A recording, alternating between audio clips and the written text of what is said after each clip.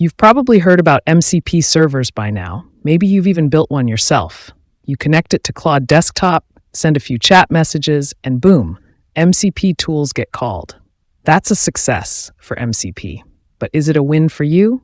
Before you get too comfortable, here are 5 things you need to know about MCP servers to actually make them work for you.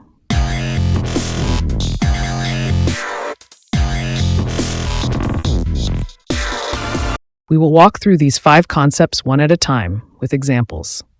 Most people see MCP servers and assume they're agents. They're not. MCP servers integrates with the agents from any framework, from Crew AI to Autogen. We can see the top agentic frameworks here being compared.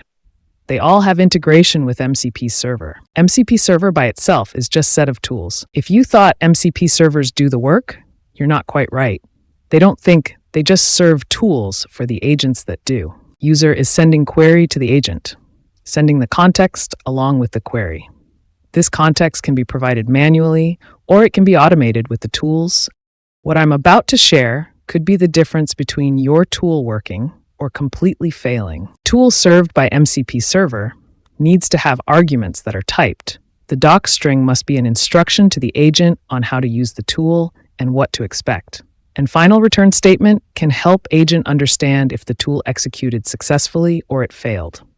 The decorated function here has the arguments showing their object type, the doc string below that is an instruction to agent as what the tool does and what output to expect. There are 2 return statements.